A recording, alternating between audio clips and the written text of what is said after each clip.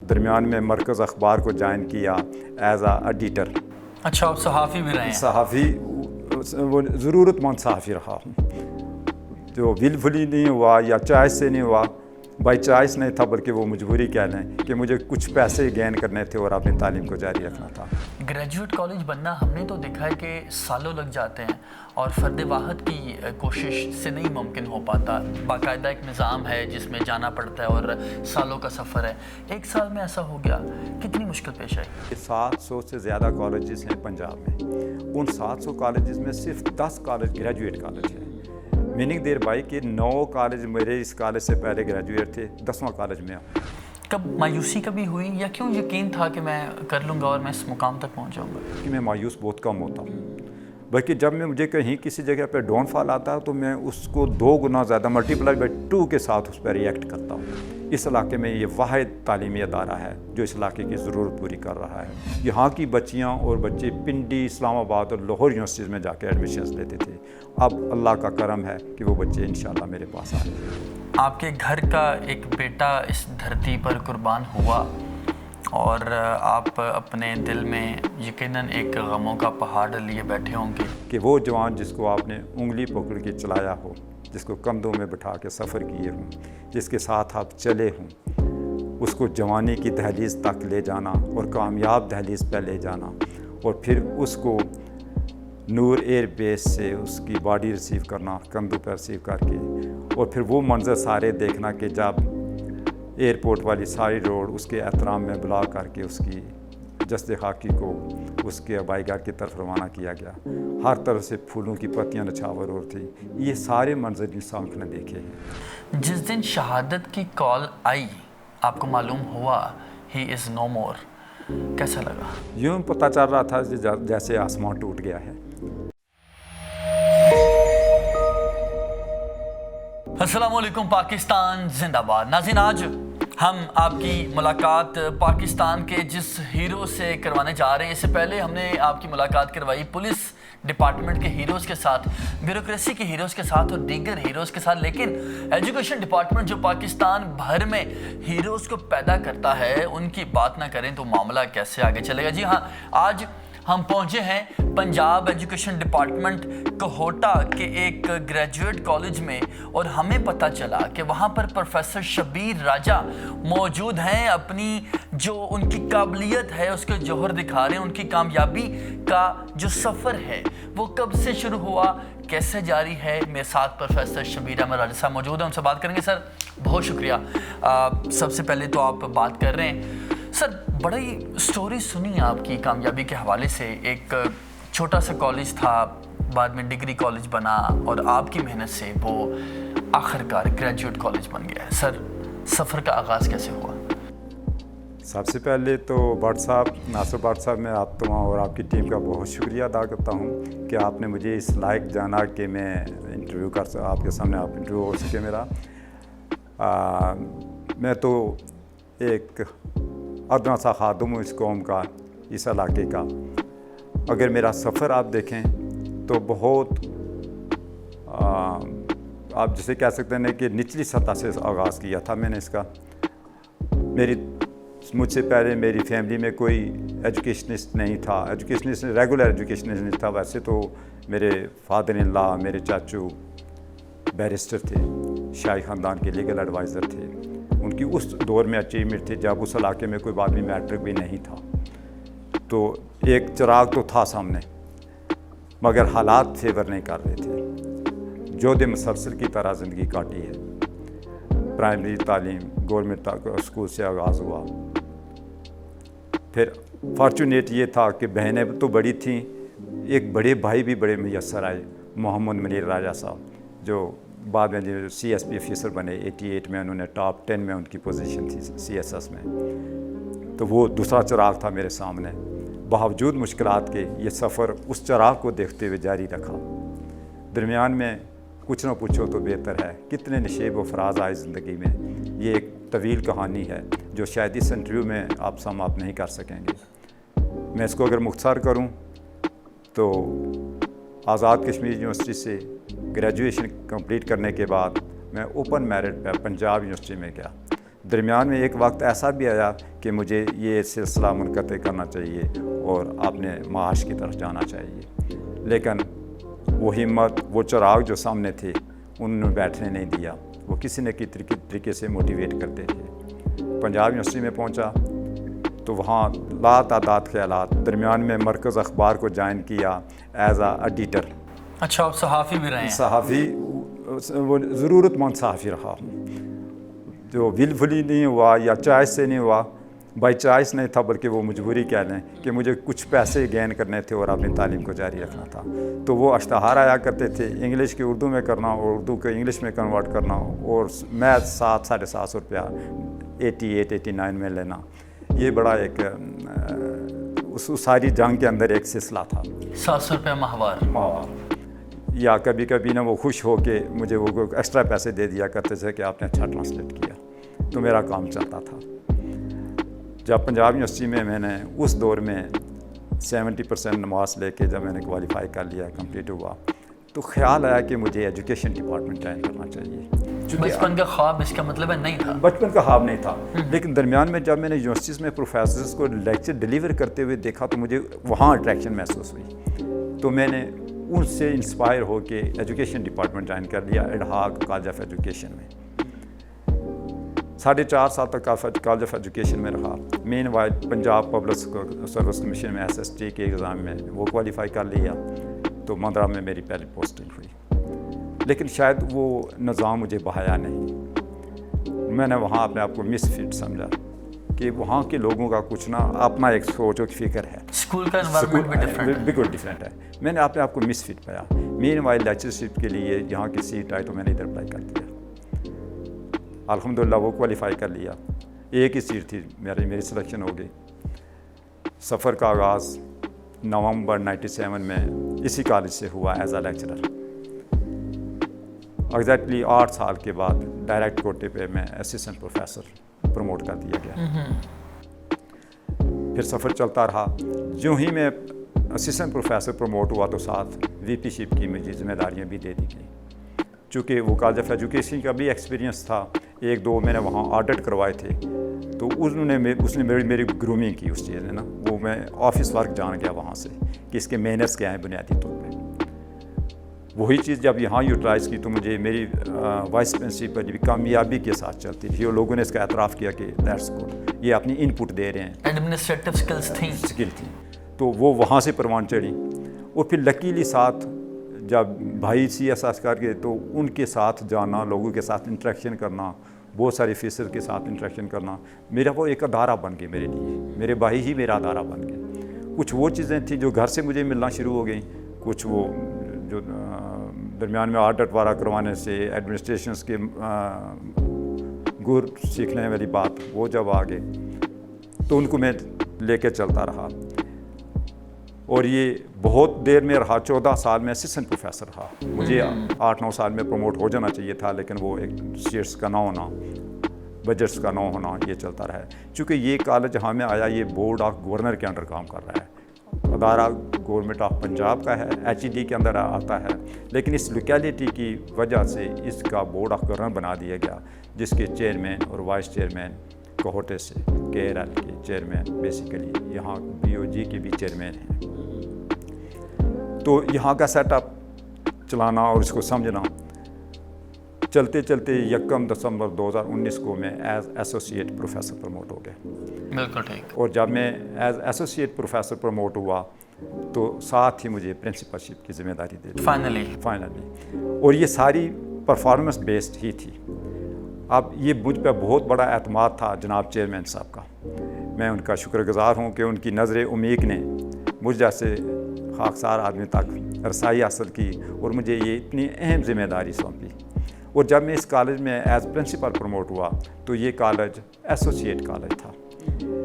اب اس میں فرق یہ تھا کہ ڈگری جہاں BA BSc کی کلاسز ہوتی ہیں وہ اس کو ڈگری کالج کہتے تھے، لیکن جب یہ BS ساتھ پیرالل HED نے انٹروڈیوس کروایا تو یہ ڈگری کالجز کا کنسیپٹ بیسیکلی ختم ہو گیا، ایسوسیٹ بن گیا، ایسوسیٹ ہو گئے، لیکن وہ سیم بیسیکلی سیم تھا۔ اس میں میری کوئی ایسا وہ ایفرٹ نہیں تھی، وہ بائی ورچیو آف چینج وہ ساری چیزیں آ گئی۔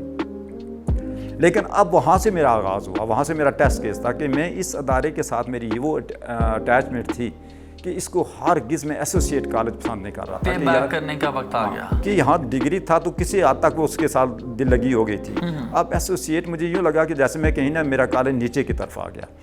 تو پھر میں نے رات بھر کام کر کے اس کا انفراسٹرکچر تیار کر کے پھر وہ لوگوں سے ملا کہ اس کو میں کیسے گریجویٹ کالج کر سکتا ہوں.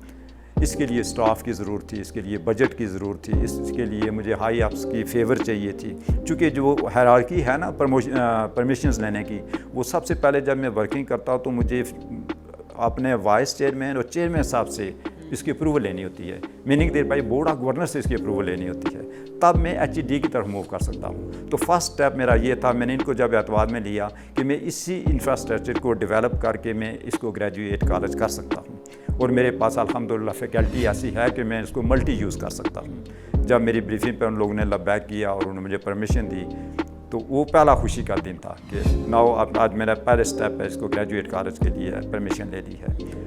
پھر اس کے بڑے سٹیپس تھے, ریگولر سٹیپس جو تھے, ڈائریکٹر کالجز کا انوالو ہونا, DPI کالجز کا انوالو ہونا, اینڈ اکارڈنگلی HED سے جا کے NOC لے کے پھر آخری کہ میں پنجاب یونیورسٹی سے یا کسی اور یونیورسٹی سے ایفیلیشن لوں. چونکہ میں خود پنجاب یونیورسٹی کا پڑھا ہوا ہوں تو میری ایک وہ اس کے ساتھ اٹیچمنٹ بھی تھی. تو میں نے زیادہ بہتر جانا کہ میں پنجاب یونیورسٹی سے ہی ایسے ایفیلیٹ کروں اور بچوں کو ڈگریاں جو دوں وہ پنجاب یونیورسٹی بجائے سرگودا کے یا باقی لیفٹ رائٹ جانے کے. تو میں نے پنجاب یونیورسٹی الحمدللہ وہاں سے بھی ایفیلیشن کروا لی. فرسٹ اسٹیپ کے پہ میں نے BS میتھ کو NOC دی ایکسپیریمنٹل بنیادوں پہ.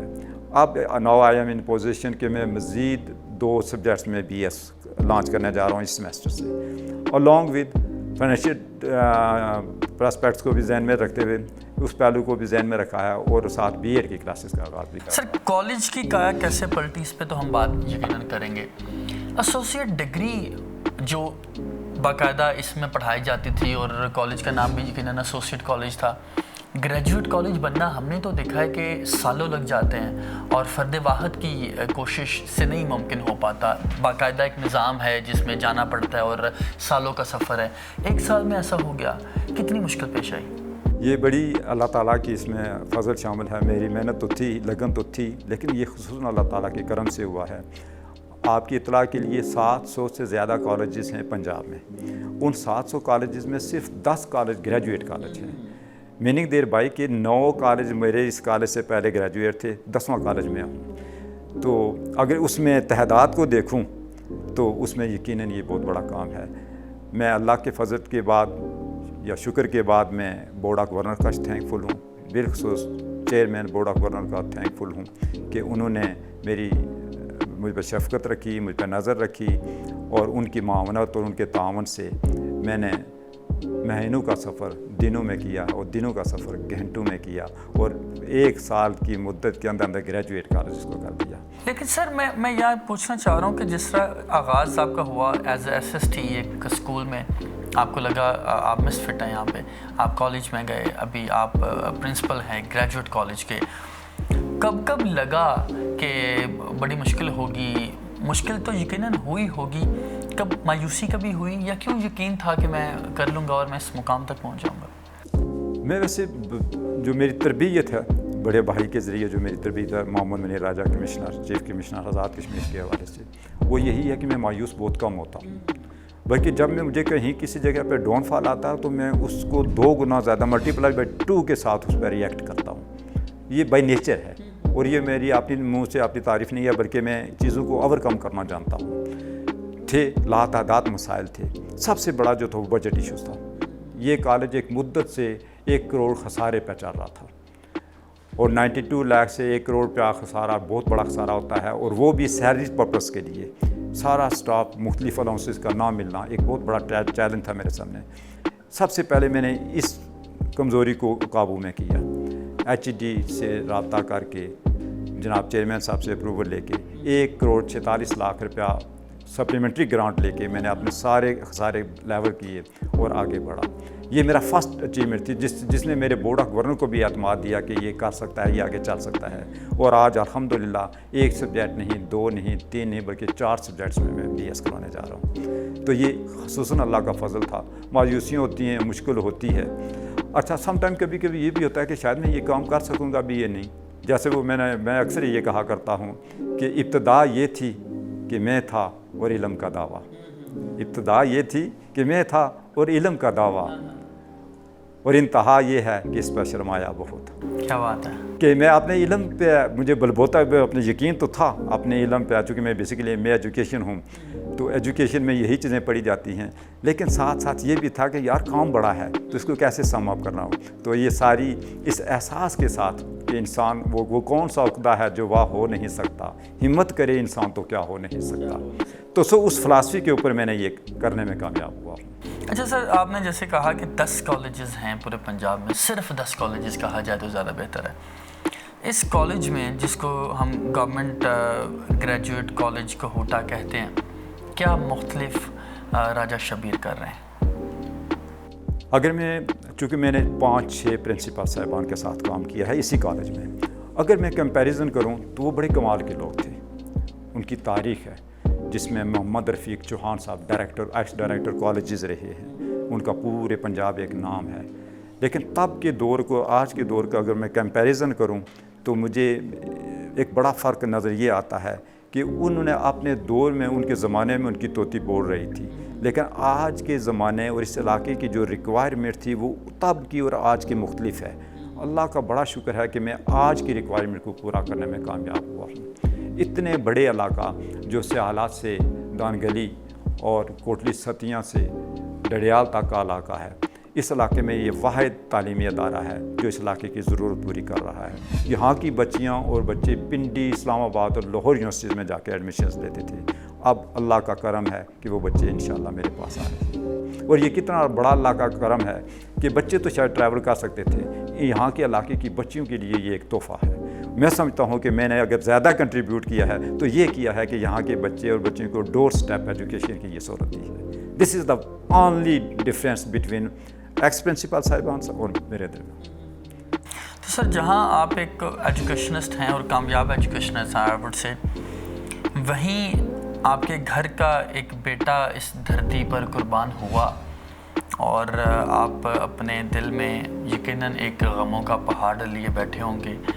ہمیں اس حوالے سے ذرا بتائیے کہ یقیناً آپ قوم کے محسن تو ہیں، کتنا مشکل ہے جینا ان کے بغیر، اور کیا یادیں چھوڑ گئے ہیں، اور کچھ اس حوالے سے بتائیے۔ ناصر بٹ صاحب، یہ آپ نے بڑا چبھتا سوال کیا ہے، مجھے بہت ماضی میں لے گئے ہیں آپ، کہ وہ جوان جس کو آپ نے انگلی پکڑ کے چلایا ہو، جس کو کندھوں میں بٹھا کے سفر کیے ہوں، جس کے ساتھ آپ چلے ہوں، اس کو جوانی کی دہلیز تک لے جانا اور کامیاب دہلیز پہ لے جانا، اور پھر اس کو نور ایئر بیس سے اس کی باڈی ریسیو کرنا، کندھوں پہ ریسیو کر کے، اور پھر وہ منظر سارے دیکھنا کہ جب ایئرپورٹ والی ساری روڈ اس کے احترام میں بلاک کر کے اس کی جسد خاکی کو اس کے ابائی گاہ کی طرف روانہ کیا گیا، ہر طرف سے پھولوں کی پتیاں نچھاور اور تھیں، یہ سارے منظر انسان نے دیکھے ہیں۔ پھر یہی بات ہے کہ 1 سال کے اندر اس کمال بچے کی یادوں کو یکجا کرنے کے لیے، اپنی آئندہ نسلوں کے لیے یکجا کرنے کے لیے،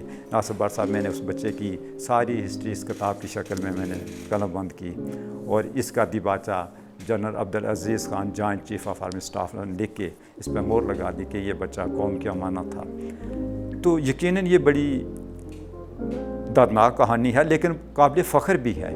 میں قوموں کو اور اپنے بچوں کو اور اپنے طالب علموں کو یہ بھی کہتا ہوں کہ یہی زندگی ہے، اور اس کے آپ بیک ٹائٹل پہ دیکھیں تو میں نے کچھ چند اشعار لکھے ہیں، اور وہ بیسیکلی اشعار یہی ہیں کہ جوانوں کے لیے میں نے اس پہ اشعار آپ نے خود کہے ہیں؟ میں نے خود کہے ہیں کہ اس پہ ماتم نہیں کرنا ہے، اس کو آمنے اڑانا ہے اور اس کی پیروی کرنی ہے، کہ زندگی کا سفر کاٹنا ہے اگر آگ پہ رقص کرنے کا فن سیکھ لے، زندگی کا سفر کاٹنا ہے اگر آگ پہ رقص کرنے کا فن سیکھ لے، جسم چاہے جلے روح پھولے پھلے، جینا چاہے تو مرنے کا فن سیکھ لے، ایک سمندر سا ہوگی تیری ذات بھی اور گہرائی جیسے خیالات بھی، بس ایک کام کر، مشعلیں تھام کے پانیوں میں اترنے کا فن سیکھ لے۔ زندگی آرٹ ہے، ہنر ہے۔ میں نے اس بچے کے نام سے باقی ماندہ بچوں کو یہ پیغام بھیجا ہے کہ بچے آپ نے وہ ہنر سیکھنا ہے کہ مشعلیں لے کے آپ پانیوں میں اتر جائیں اور مشعل بجھنے بھی نہ پائے۔ جب جذبے یہ ہوں تو یہ زندگی ہے، یہ ابدی حیات ہے۔ کون کہتا ہے کہ ایسے لوگ مر جاتے ہیں، ایسے لوگ مرتے نہیں ہیں؟ یہ ایسے لوگ تو حیات جاوداں کی طرف چلے جاتے ہیں. میں اکثر کہا کرتا ہوں کہ جب تک نہ جلیں دیپ شہیدوں کے لہو سے، جب تک نہ جلیں دیپ شہیدوں کے لہو سے، سنا ہے کہ جنت میں چراغاں نہیں ہوتا. تو یہ دنیا کی ساری روشنیاں، آخرت کی ساری روشنیاں ان بچوں کے نام ہیں. میرا سب کچھ، میرا اثاثہ ہیں یہ بچے، اور یہ بچہ تو بہت اثاثہ تھا. اسکواڈرن لیڈر تنویر احمد شہید کے حوالے سے ہمیں تھوڑا سا مزید بتائیے کہ اس قوم کے نوجوانوں کے لیے تو وہ مشعل راہ ہیں ہی. آپ نے بھی گھر کا بیٹا کھویا، اس کے بعد جو یقیناً ایک پراؤڈ فادر اور پراؤڈ انکل اور ایک بڑا ہونا گھر کا، جس گھر کا بیٹا دھرتی پہ قربان ہو گیا، ایک پراؤڈ تو ہوتا ہے. مشکل کتنا ہوتا ہے، اور بہت کم ہوتا ہے ہمارے یہاں پر کہ شہداء کے خاندانوں کی بات کی جائے، ان کے انٹرویوز ہوں، ان کے احساسات، ان کے جذبات قوم کو بتایا جا سکے، تاکہ قوم کو پتہ چل سکے کہ وہ قربان تو بیٹے کر چکے لیکن وہ دکھ میں تو ہیں، بیٹا تو گیا. کتنا مشکل ہوتا ہے؟ بٹ صاحب میں اس کو مشکل تو شاید اس لیے نہیں کہتا کہ میں نے باقی جوانوں کو بھی لے کے چلنا ہے. مشکل تو وہ ظاہر ہے جس بھی لیول کا جیسا بھی بچہ ہو، جدا ہو، تو مشکل تو ہے. ہمارے نبی پاک صلی اللہ علیہ وسلم کی آنکھوں میں بھی آنسو آئے ہیں، انہوں نے بھی آنسو بہائے ہیں. دکھ اپنی جگہ، لیکن جو فخر ہے، جو کریڈٹ ہے، جو قوم نے کریڈٹ دیا ہے، جہاں بھی جاتے ہیں اس بچے کی وجہ سے بڑی عزت اور تحریم ہوتی ہے. ایون دین کے خاندان کی بڑی عزت اور رسپیکٹ میں اضافہ ہوا ہے. تو یہ چیزیں پے بیک کرتی ہیں. دکھ تو ضرور ہے مگر فخر بھی بہت زیادہ ہے. میں فخر کے ساتھ کہتا ہوں کہ یہ میرا بیٹا ہے. کیا وجہ ہے کہ لا تعداد بیٹے ہیں، اور اتنے بیٹوں پہ میں نے کتاب اس پہ لکھی ہے. جب کسی کی بچے کی اچیومنٹ ہوتی ہے تو دل کرتا ہے کہ قلم اٹھائی جائے. وہ قلم بڑی مشکل تھی. میرے ایک دوست پروفیسر عارف جاوید صاحب، اردو کے پروفیسر، انہوں نے لکھا ہے کہ راجہ شبیر صاحب نے خون جگر سے قلم ڈبو کے یہ کتاب لکھی ہے. اور بڑا صاحب خصوصی بات آپ کو بتاؤں کہ اس کی شہادت کے بعد جو پہلا رمضان تھا، میں نے پہلے ہی روزے پہ باوضو ہو کے اس کتاب کا آغاز کیا. 1 مہینے میں یہ کتاب لکھی، اور مزے کی بات اس کا حرف باوضو ہو کے لکھا. اس کا تقدس، وہ آپ کہہ رہے ہیں نا مشکل، اس کا حق یہ تھا، اور اللہ تعالیٰ نے یہ حق مجھے یوں ادا کرنے کی توفیق دی کہ ساری کتاب کوئی ایک حرف ایسا نہیں ہے کہ جس کو میں نے لکھا ہو اور میں باوضو نہ ہو. شہید کا ذکر ادب سے ہوا ہے. ادب سے ہوا ہے، اور اس کے کرینے بھی یہی تھے جو اللہ پاک نے مجھ سے نبھا دیے. اچھا سر، مجھے وہ مومنٹ جاننا ہے جب یقیناً کالز آتی ہوں گی سینئر آفیسرز کی، آپ کو بتایا جاتا ہوگا، آپ خود بھی دیکھتے ہوں گے کہ کس طرح آپ کا بیٹا جو ہے وہ نام کما رہا ہے، قوم کا نام بلند کر رہا ہے، نہ صرف پاکستان میں، آپ نے بتایا فورن کنٹریز میں بھی. جس دن شہادت کی کال آئی، آپ کو معلوم ہوا ہی از نو مور، کیسا لگا؟ یوں پتہ چل رہا تھا جیسے آسمان ٹوٹ گیا ہے. میری بھابھی ہیں جو بڑے بھائی کی مسز، میں کھانا کھا رہا تھا، یہاں سے کالج سے گھر گیا ہوا تھا، تو انہوں نے آ کے کہا کہ شبیر تنویر کا حادثہ ہو گیا. میں کہا نہیں بھابھی، وہ سامنے ٹی وی ہے تو وہ تو خبر چل رہی کہ فوگر طیارہ ہے، چھوٹا طیارہ ہے، تو تنویر تو معراج پہ ہے. تو یہ جان کے انہیں تھوڑی تسلی ہوئی. پھر بہرحال ہم نے انویسٹیگیٹ کرنا شروع کر دیا، کالیں آنا شروع ہو گئیں، رات 11 ہو گئے، تو کنفرم ہوا کہ وہ شہید ہو گئے، ان کو ریسکیو کیا جا رہا ہے.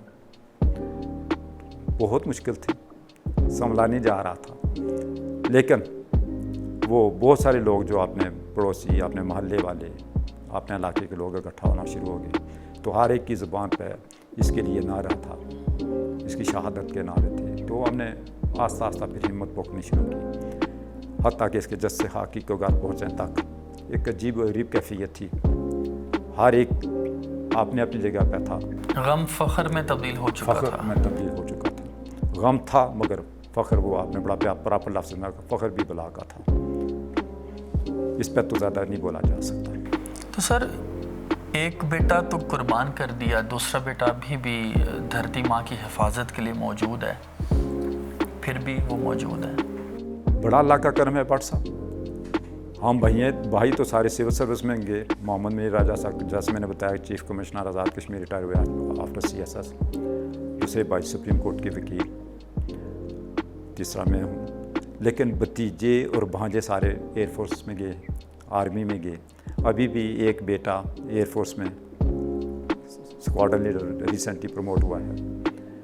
اس کی مسز मेडिकल में स्क्वाड लीडर, दूसरा बेटा मेजर, उनकी मिसेस भी डॉक्टर सैरश आर्मी मेजर, तीसरा बेटा इंजीनियर मेजर, उसकी मिसेस भी डॉक्टर चाइल्ड स्पेशलिस्ट। तो ये पे बैक है, ये उठान है कि अगर हमने फोर्सेस को ज्वाइन किया तो आज कौम की बुनियादों में, मुल्क की बुनियादों में बेटे का खून भी है और उसकी हिफाजत पर ही बेटे मामूल है। तो ये कितनी बड़ी ऑनर की बात है। और मैं महसूस करता हूँ कि एजुकेशन डिपार्टमेंट में मैंने बैठ के जिस तरीके से इन बच्चों को मैंने लड़ना सिखाया या इनकी ब्रेन वाशिंग की और मुल्क की खिदमत के काबिल बनाया, ये मेरी ज़िंदगी का कुल हासिल है।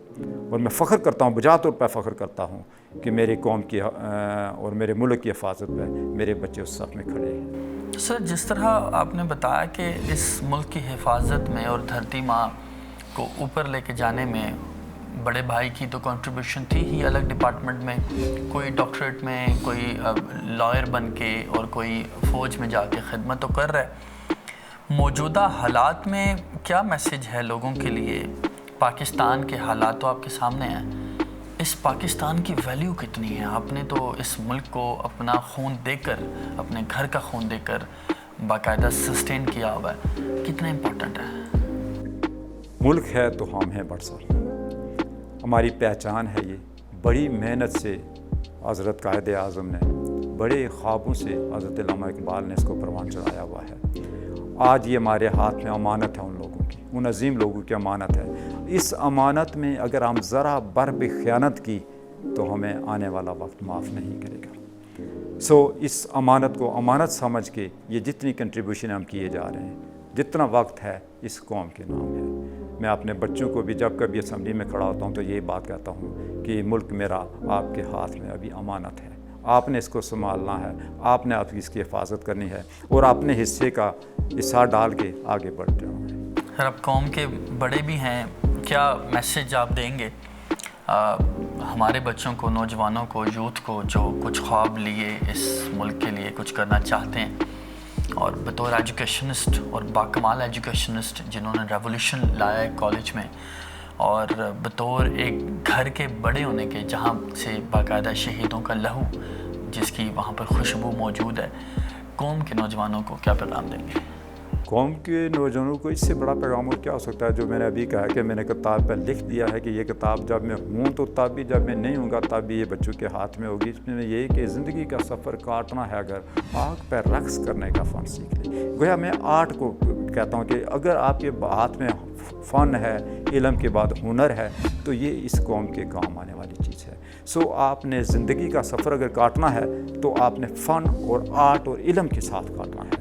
जिस कौम के पास इल्म की तलवार है वो दुनिया के तमाम मामला टेबल पर सॉल्व कर सकता है। मैं जहाद से इनकारी नहीं हूँ, वो हमारी क़ताल फ़ी सबीलिल्लाह लअल्लकुम तत्तक़ून के तमाम तकाज़े हमें वैसियत मुसलमान पूरे करने चाहिए। हर वक्त जंग के लिए तैयार रहना चाहिए, अपने सदाए हुए घोड़े जंग के लिए तैयार रखने चाहिए। लेकिन इल्म एक ऐसी चीज़ है, एक ऐसी तलवार है कि जिसके ज़रिए बग़ैर लड़े भी आप मंजिलें पा सकते हैं। तो पहले तो ये अपना हुनर, अपना फ़न इल्म की शक्ल में गेन करें, दिन कभी ज़रूरत पड़ती है तो फिर मर्द मुजाहिद भी बने। मैं मर्द मुजाहिद को पसंद करता हूँ, मैं नज़रें उठा के जीने वाले लोगों को पसंद करता हूँ। मैं अक्सर कहा करता ना कि मैं सूरज से मिलाता हूँ निगाहें, मैं उठे हुए सूरज से मिलाता हूँ निगाहें, मैं गुजरी हुई रात का मातम नहीं करता, मैं किसी दुख को शुमार नहीं करता, मैं किसी खोने का शुमार नहीं किया करता। मैं आगे देखता हूँ, सूरज की तरफ देखता हूँ, उठान को पसंद करता हूँ। मुस्करा के ज़माने की आंखों में आंखें डाल के देखना, और वही लोग देख सकते हैं जो साहिब इल्म होते हैं। नाज़रीन, ये प्रोफेसर शबीर अहमद राजा हैं जो कि एजुकेशनिस्ट तो हैं, लेकिन इनकी जानिब से इस कौम की हिफाजत के लिए, इस धरती माँ की हिफाजत के लिए अपना बेटा भी कुर्बान किया गया। स्क्वाड्रन लीडर तनवीर अहमद शहीद, तमग़ाए बसालत और हवा के शह सवार हो तुम, बाकायदा ये किताब लिखी, बावजू होकर लिखी, और इस शहीद का जिक्र किया और जिक्र बुलंद किया, इनकी जानिब से किया गया। और एक फैमिली का बड़ा होना और दिल में शहीद का जो फ़ख्र है, गम भी है, उन दोनों को लेके चलना और साथ कौम की खिदमत करना, और एक स्कूल से आगाज़ करना और कॉलेज, फिर कॉलेज के बाद उस कॉलेज को यूनिवर्सिटी का दर्जा देना, एक बाकायदा ग्रेजुएट कॉलेज बनाना जहाँ पर BS کی وہ تمام تر ڈگریز موجود ہوں جو کہ یونیورسٹیز کا حسن ہوتی ہیں، آسان کام نہیں ہے، لیکن کیا دل میں غموں کے پہاڑ اور ماتھے پر فخر کو لیے ایک شہید کے گھر سے تعلق ان کا تو موجود ہے، لیکن خود بھی پاکستان کی خدمت میں پیچھے نہیں ہٹے، باقاعدہ محنت کی اور تعلیم کے میدان میں خصوصاً اس علاقے کے لیے گراں قدر خدمات سر انجام دی۔ اور ہم ویژن پاکستان ایسے تمام ہیروز کو سلام پیش کرتا ہے جو پاکستان کی ترقی میں اپنا اہم ترین کردار ادا کرتا ہے۔ آج تک کے لیے اتنا ہی، مزید ہیروز پاکستان کے ساتھ آپ کی ملاقات کروائیں گے اپنے میزبان محمد ناصر بٹ کو۔ دیجیے اجازت، اللہ حافظ۔